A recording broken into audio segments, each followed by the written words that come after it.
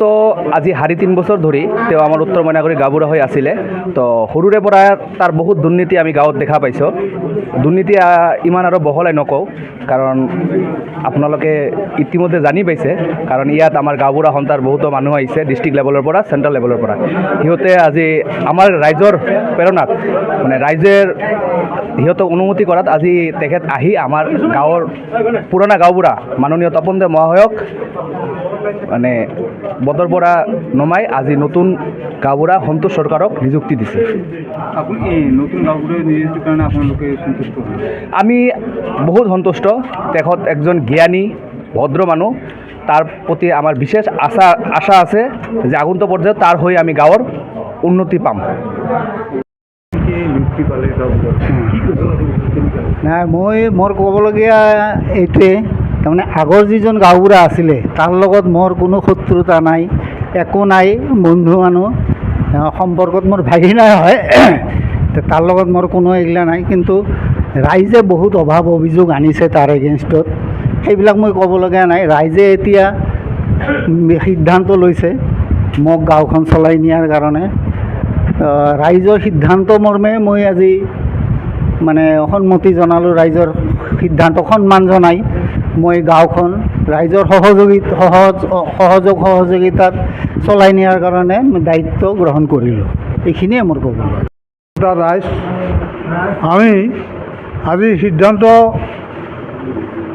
উত্তৰ মইনাগুৰিৰ গাঁওবুঢ়া নিযুক্তিৰ ক্ষেত্ৰত আমি সিদ্ধান্ত ল'বলৈ বাধ্য হৈছোঁ। আগৰ পুৰণা গাঁওবুঢ়াজন আমাক পকৰাগাম আঞ্চলিক গাঁওবুঢ়া সন্থাৰ সভাপতি প্ৰমুখ্যে জিলা ভিত্তিত আমাৰ গাঁওবুঢ়া সন্থাৰ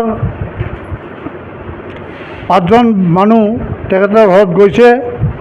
তেখেতক যাই সুধিছে যে আপুনি কিয় মিটিঙত নাযায়, বলক এতিয়া আমাৰ লগত।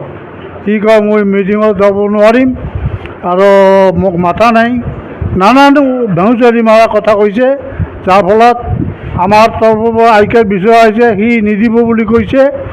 গতিকে ইয়াত আহি আমাক ৰাইজক জনোৱাৰ পাছত আমি বাধ্য হৈ উত্তৰ মইনাগুৰিৰ ৰাইজৰ সন্মুখত এই কথাবিলাক দাঙি ধৰিলোঁ আৰু ক'লোঁ যে আপোনালোকে এতিয়া উত্তৰ মইনাগুৰিৰ ৰাইজে নতুনকৈ গাঁওবুঢ়া নিযুক্ত কৰিব পাৰে আমাৰ উপস্থিতিত।